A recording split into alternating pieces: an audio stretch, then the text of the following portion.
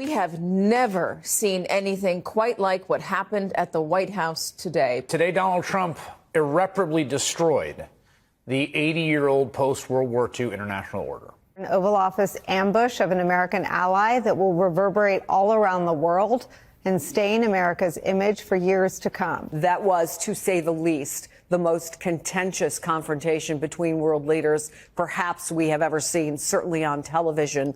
The most contentious confrontation between world leaders perhaps we have ever seen, and he's our ally.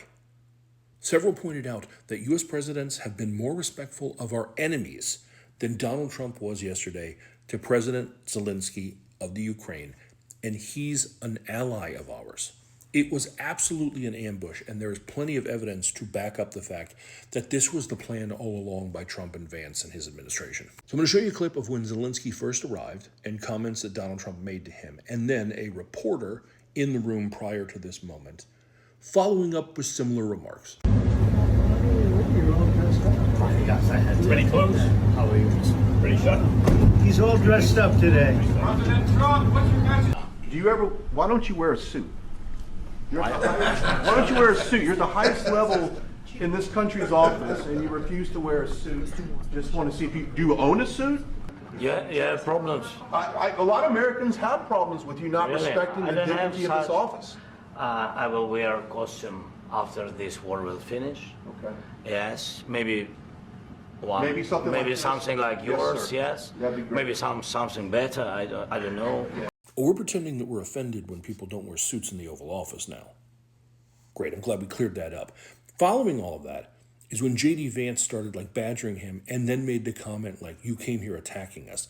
He didn't, but that was the script because they expected him to be upset and talk shit when they were picking at him. It just didn't happen. When a lot of people want to know who that reporter was, I use the word reporter very loosely. His name is Brian Glenn. As this article says, meet the man MAGA America wakes up to. Again, he's a reporter with real America voice. Bannon has a show on there. It's a bunch of.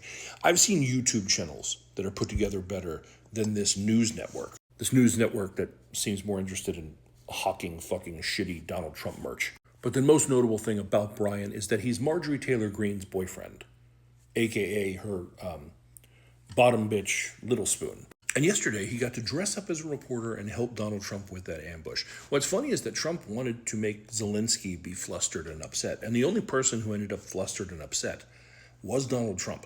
What are you saying? She's asking, what if Russia breaks the ceasefire? What if anything? What if a bomb drops on your head right now? Okay? What if they broke it? I don't know. They broke it with Biden because Biden, they didn't respect him. They didn't respect Obama. They respect me. Putin respects me. Yeah, he respects me so much that after Donald Trump won the election in November, Russian state TV aired explicit photos of Melania and mocked her because they respect him so much. Speaking of Russian state TV, though, Marjorie Taylor Greene's boyfriend got to be there, got to be in the room. You know who else got to be in the Oval Office and cover this? White House is letting a reporter from the Russian state news agency TASS cover the bailout between Trump and Zelenskyy. Reuters and the AP were excluded. So, just to clarify for everyone, they let a reporter with Russian state media walk into the White House, walk into the Oval Office, and cover this exchange between the guy that the country that reporter works for is invading. They're invading his country, trying to kill his people and take his land, and they let a guy from that state media be in the Oval Office, a Russian asset, if you will, in the Oval Office. But they didn't let two of the most respected globally news agencies, the AP and Reuters, they weren't allowed there. But a Russian reporter was. Thing is, there was a time where I would have seen a headline like this and been like, get out of here, that's not true. And I can't do that anymore.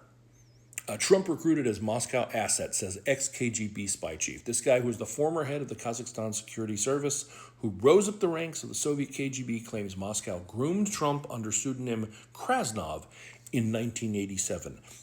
I think this is plausible. Furthermore, I think he could have been recruited, and he's too dumb to even know he was recruited. I don't know how many times I can say I'm embarrassed about this administration before the word embarrassed loses its meaning.